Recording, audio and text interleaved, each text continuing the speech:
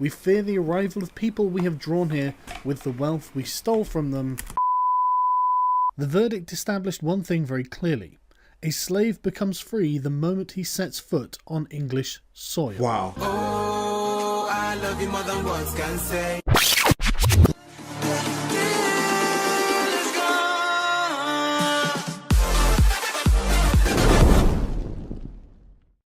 Ladies and gentlemen, boys and girls, it's your boy Shady Shae, the one and the only, and we are back here again today, guys, on this beautiful day, guys. Alright, so guys, nothing too much. Today we're going to check out the British Crusade against slavery. Anyway, nothing too much, guys. Let's go straight to action and check this video out.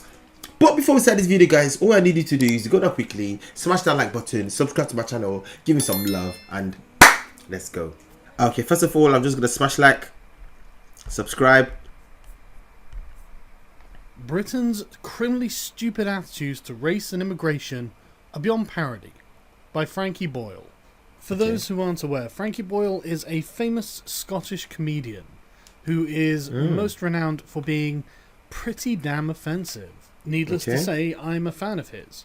And so when Frankie Boyle writes an article for The Guardian of all places, with the subtitle, "The Anti-Immigration Election Rhetoric is Perverse.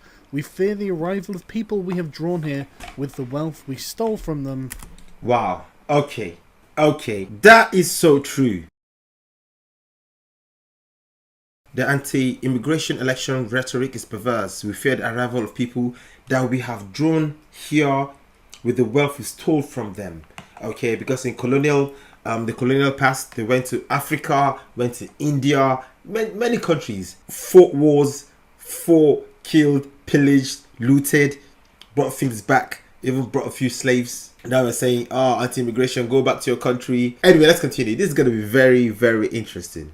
I can see the misinformation coming a mile away. So Frankie begins the article by waffling in an overly verbose manner, reminiscent of Charlie Brooker, another man who I'm a fan of, but has been led astray by misinformation.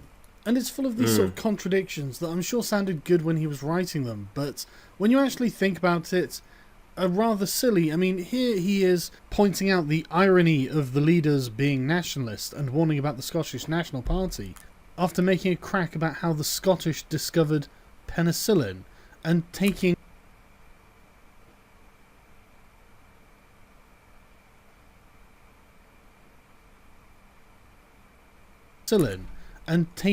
credit for this for some reason. And for some reason he seems to mix up the concepts of trade and immigration. But these really aren't very important. I'm not even bothered that he just assumes that an Australian-style point system for immigration will obviously be a racist system that caters exclusively to white people. You know, this is despite the fact that a Cambridge economics professor has warned the sheer scale of immigration has caused problems for the UK's infrastructure, which was largely built in the 70s. But you know what? None of that really bothers me. What really bothers me is Frankie Boyle's attempt to make British people feel ashamed of Britain's involvement in the slave trade. You know what? I think this video is going to spark a lot of arguments and debate, because there are some things I know about history, about how especially Nigeria was made by the British as a business. It was owned by the Niger company. Anyway, you know what? That's going to be a long history. Let's just watch this video and learn. Trade. That really gets my goat, because Britain's involvement in the slave trade is one of the most proud accomplishments of British history. Okay. And I know what you're thinking. Oh my goodness, slavery is bad. And that's correct. Which is why the British ended it. For everyone. If we just take a cursory look at the subject, you can see how it is not nearly as cut and dried as Frankie makes it out to be. The root of slavery, the term slave has origin in the word Slav. Yeah? The Slavs who inhabited a large part of Eastern Europe were taken as slaves by the Muslims of Spain during the... so the word slavery was coined from Slav. Wow. Makes it out to be.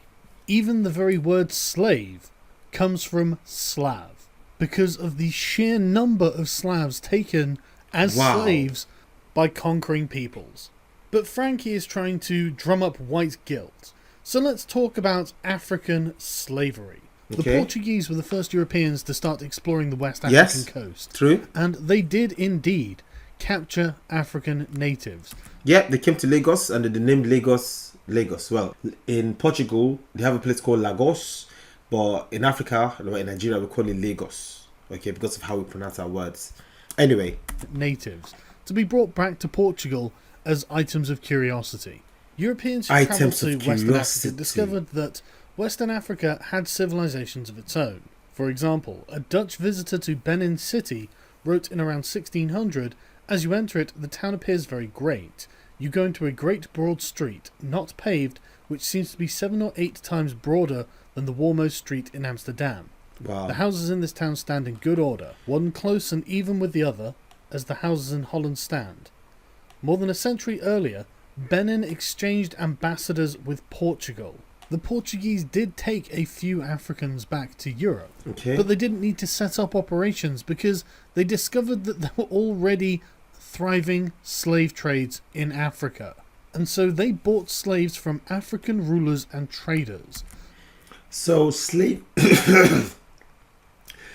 slavery was already thriving. Okay, now I know about that. It's because so you see how it was back in the day, the African dynasties. From what I learned when I was growing up, is that these fight wars. So these fight wars among themselves, and whatever country won the wars took the men, the wives, the kids, all of them as their slaves. It's like what happens all around the world anyway. Yeah, that was happening in Africa as well. So there were slaves. Yeah, and some of them bought those slaves. And traders. The vast majority of slaves taken out of Africa was sold by African rulers, traders, and military aristocracy who grew wealthy from the business. Yeah, I knew about that. Most slaves were acquired through wars or by kidnapping. And before you start thinking that this is excessively barbaric, this was the standard for almost every civilized society all across the world. True. For example, in ancient Greece, Strabo tells us that the island of Delos trafficked in 10,000 slaves a day. Wow. Even before the Roman Empire. 10,000. Even when we're coming to the end of the Roman Republic in the 1st century BC. It's estimated that a third of Italy was made up of slaves. A third of Italy was made up of slaves. Slaves made up of people whom the Romans had conquered and taken back to Italy to do hard labour. Okay. And so to anyone even slightly educated on this subject, it is absolutely unsurprising to find that, for example, in 1510, the capital of the Empire of Songhai was teeming with slaves. Slave trading in West Africa was common, but it was different to what you expect. It wasn't for commercial purposes. No. It was to show status and to give the wealthy African elite a comfortable life. And with the appearance of Europeans desperate to buy slaves for use in the Americas, the character of African slave ownership changed. Indeed it did. The character of slavery on the west coast of Africa changed to look a lot more like the character of slavery on the east coast of Africa. Because we're going to talk about the Arab slave trade, specifically the circumstance of Swahili-speaking peoples. Okay, the Eastern Africans. The Arabs, being far closer to sub-Saharan Africa than the Europeans, had been taking advantage of it for far longer. Okay.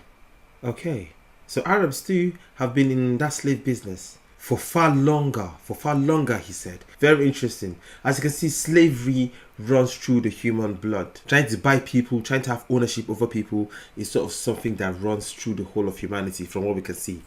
Yeah, it runs through the whole of humanity. So it's not just on one bit. It's not just the white man, the black man, the yellow man, the green man, the blue man, the red man. It is all man, human. Longer. They were a people with as much commercial nous as anyone else. The ruling class of coastal Swahili society, sultans, government officials and wealthy merchants, used non-Muslim slaves as domestic servants and to work on farms and estates. And they even had plantations, such as the Omani Sultan Said, who became immensely rich when he started up clove plantations in the 1820s with slave labour. Arab Muslims settled along the coast and intermixed with the locals. forming a people and culture known as Swahili, which started in around the 10th century AD. So unsurprisingly, the East Africa slave trade was well established long before Europeans arrived on the scene and was driven by demands for labour by the sultanates of the Middle East. You might be thinking, well, that's interesting. If the Arabs had been in Africa for about 1,000 years, taking sub-Saharan African slaves, why isn't there a very large population of black people in Arabia? That is a very solid question. That's a very solid question. What happened to the people?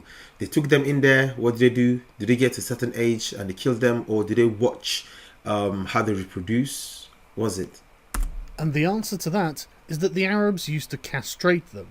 Cock and balls entirely. A practice that was supposed to have ended in 1962 when slavery was finally outlawed in places like Saudi Arabia. Oh, they castrated them, cut off their cocks and their balls.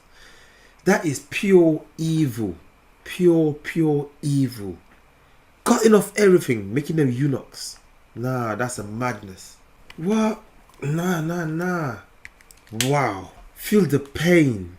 Feel the sadness. You look at yourself, there's nothing. You just look at you, there's nothing. This, of course, does not mean that the trade has actually stopped. It is still going on today. Wait.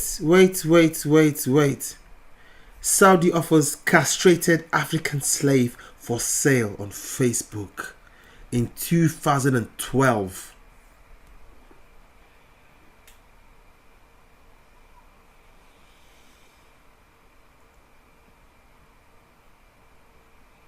You can't try to do this to say castrated white European slave or castrated American slave. War is going to break out. Actually stopped. It is still going on today. It's impossible to know exactly how many slaves the Arabs took from sub-Saharan Africa on the east coast, but one historian produced a total of 17 million slaves. I doubt it was that high, but again, 17 million, and it was for over 1,000 years that this was happening. The point is that slavery was ubiquitous. No matter where on earth you travelled, you found slaves. In Europe, in China, in the Middle East, in the New World, in India, in Scandinavia, in Africa. Slavery was as common an institution as animal husbandry. The only thing that separated the Christian nations of Western Europe from anyone else on Earth was the efficiency with which they could transport taken slaves. And it should come as no surprise that this was made possible by advances in technology that the rest of the world simply didn't have. The most common number I could find regarding the total number of slaves taken from Africa by Europeans was 11 million.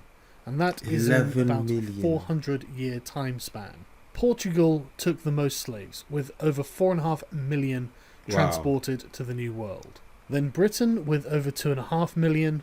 Then Spain and France totaling just under 3 million. And just so no one is under any illusions, the transatlantic slave trade must have been close to hell on earth. I can imagine. Slaves were taken from Africa and packed into conditions so disgraceful and disgusting, it is unsurprising that there was such a high mortality rate for the crossing. As offensive as this is to look at, we have to remember that this is a consequence of dehumanization. Yeah, definitely. The slaves were not people, they were chattel. It will obviously come as absolutely no surprise. Yo, this is getting intense. Imagine you're just at the comfort of your own home, and then boom, somebody just comes, takes you away, beats you up, cuts off your balls. Not just your balls, cuts off everything, your balls, your cock and that. Takes you away your daughter, kills your father, burns your house. Next minute you're on the train, you're changed, you're being flogged, you're forced to farm, and you're just there. You've not even come out of the shock, and you're just, oh, my day is devastating. Prize that the driving motivation behind slavery was economic. Portuguese merchants traded with Africans from trading posts they set up along the coast. They exchanged items like brass and copper bracelets for such products as pepper, cloth, beads, and slaves, all part of an existing internal African trade. But the transatlantic slave trade really took off when Christopher Columbus discovered the New World.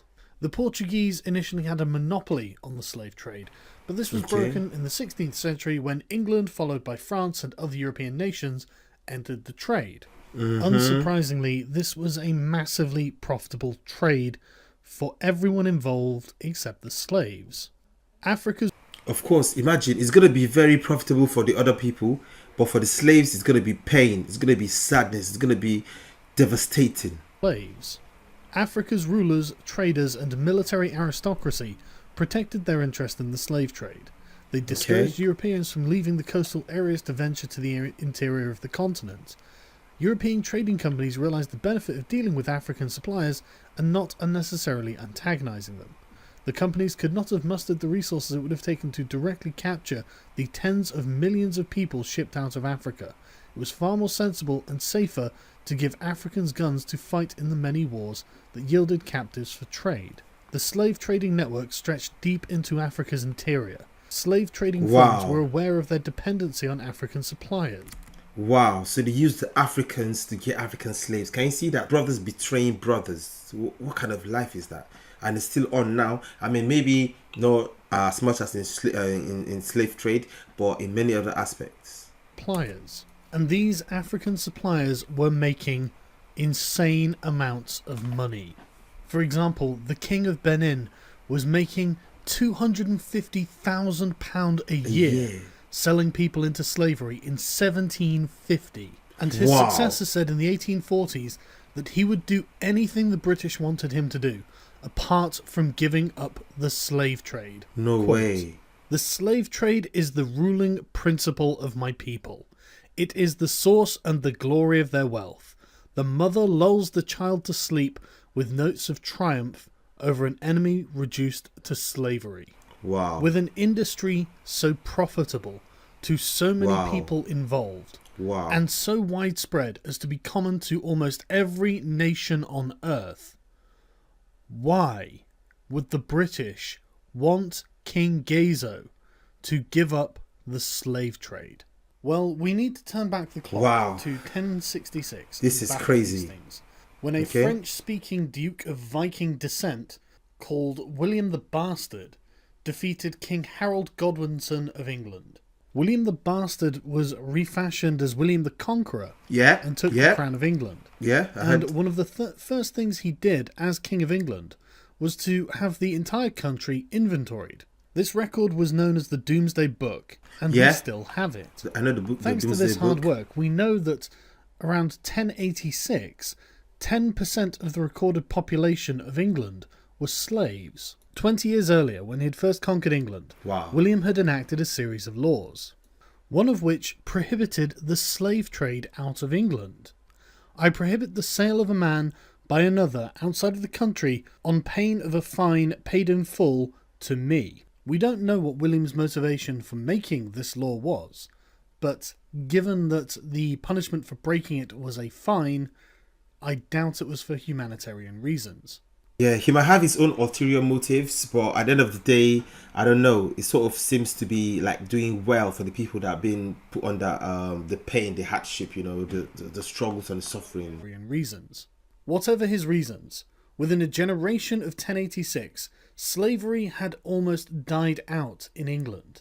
Presumably because William the Conqueror had outlawed the trade of slaves. There appears to also have been a trend for lords to endow their slaves to perform their ploughing functions as free ploughmen. While not a wonderful state of affairs, serfdom is better than chattel slavery. And this state of affairs was solidified by the Church at the Synod of Westminster in 1102, where the Church denounced simony, clerical marriages, and slavery. This made England a very unique case. There probably wasn't another country in the world at this time that had outlawed slavery.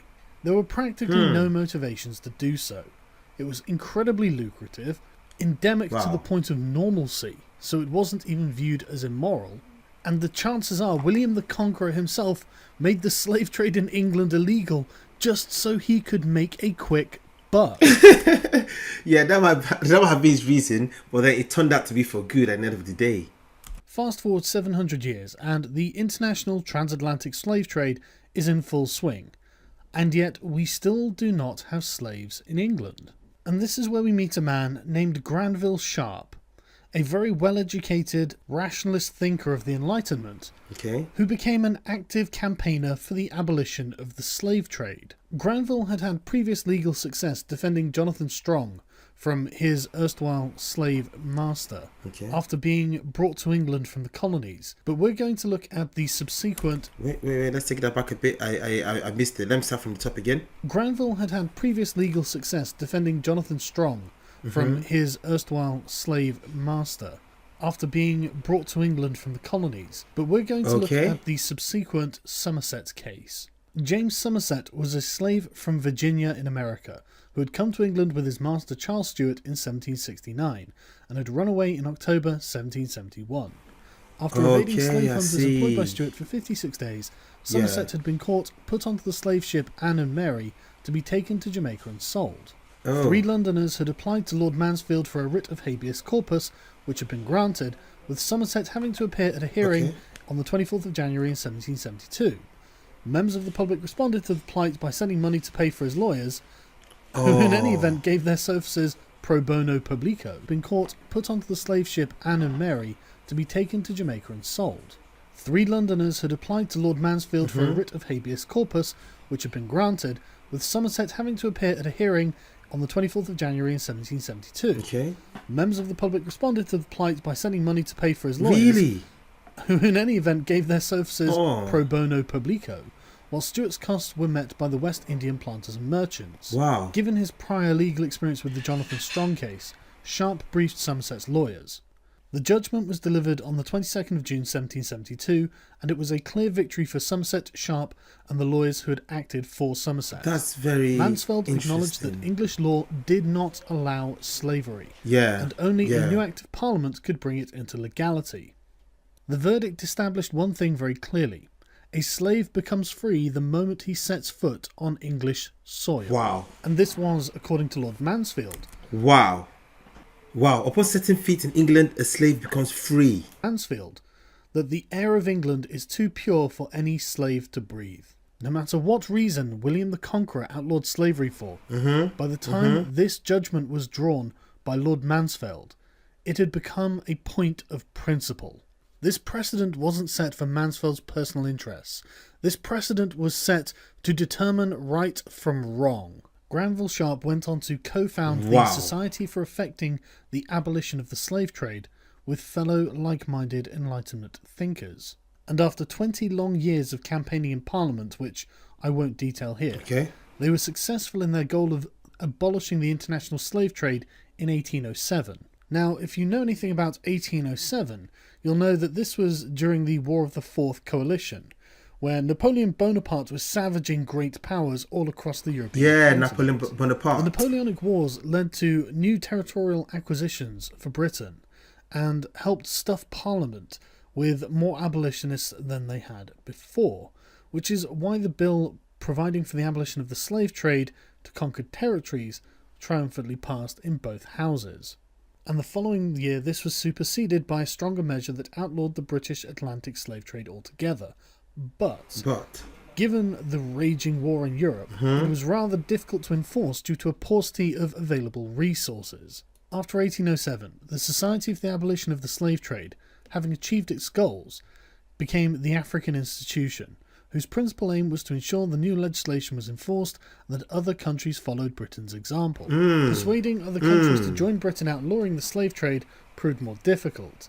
Despite the efforts of the African Institution and those of British ministers, the Congresses of Paris and Vienna in 1814 and 1815 both failed to reach a specific agreement. Given that this was at the end of the Napoleonic Wars, it's hardly surprising that there was French opposition. Where diplomacy had failed, the Royal Navy had to succeed. It's one thing declaring a writ that people may no longer profit from the trading of human beings, it's another thing to enforce that. Enter the West African Squadron. So England had a big part to play in ending slavery. Interesting. The West Africa Squadron was a detachment of the Royal Navy that was given the task of blockading Africa, the continent, to make sure that slave traders were not taking slaves to the Americas. Needless to say, in 1807, there was only a token force performing this operation, comprising of 2 ships. This number was increased to 5 ships until the force that. Enter the West African Squadron.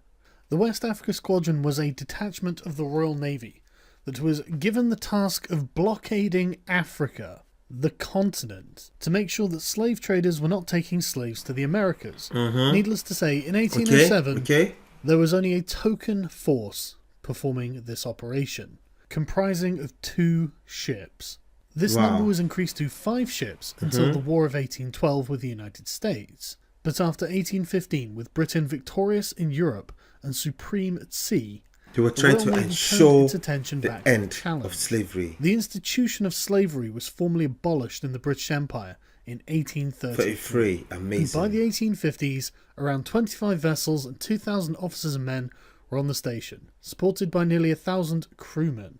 Experienced fishermen recruited as sailors from what is now the coast of modern Liberia. It's worth noting that this was not a pleasant job, and the mortality rate was 5 times higher compared with fleets in the Mediterranean or in home waters. That's to help incentivize the crew. Money was actually given to each crew per slave that they freed.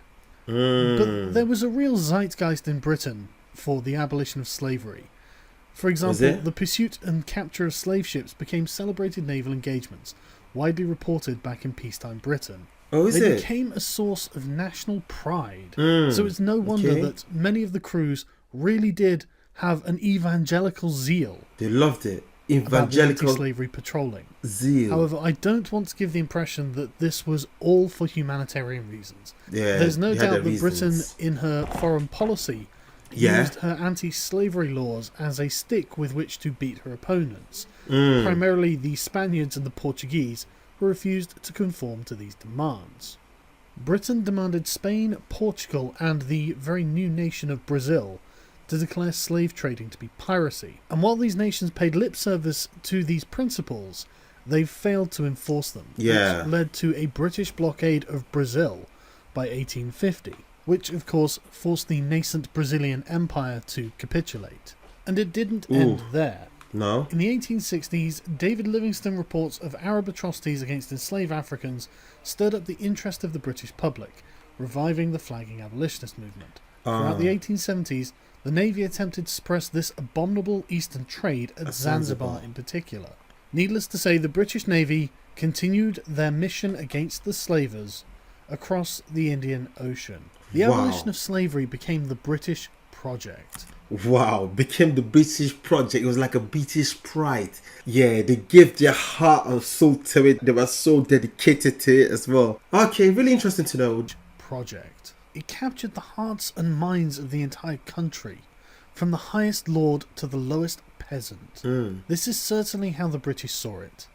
For example, this spirit of chivalry, we see it in acts of heroism by land and sea, in fights against the slave trade.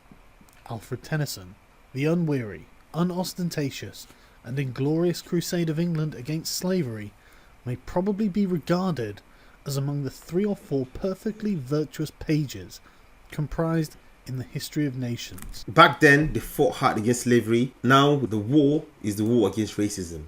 William Lecky. All of this was done against the vested financial interests of hundreds of thousands of people. Entire nations were against the idea of abolishing slavery and the slave trade.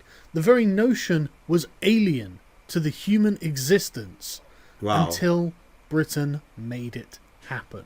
In the 19th century, if you saw a ship bearing down on you, flying this flag, and you were a slave trader, you knew that this flag stood for liberty. This was the flag of a nation that defied human convention for a point of principle and spent its blood, sweat, tears and treasure to enforce it on the world. So much passion. This is the flag of a nation that accepted the absolute moral truth that slavery is wrong. No matter what riches can be amassed, no matter what power can be gained, no matter the cost. No matter the cost. Slavery had to be abolished. Had to be. That was the British Crusade. Yes, yes. When Britain held the reins of world power, that is what she did with it. So, Frankie, to be honest with you, when you say, we have streets named after slave owners, we have profited from a vile crime and feel no shame, it is British people that don't learn languages or British history. Britain is the true scrounger, the true criminal. I have to concur. British people apparently do not learn British history because Britain's involvement in the slave trade is one of the most proud moments any nation could have had in their history. I want to make one thing crystal clear, Frankie. You live in a world without slavery because of Britain.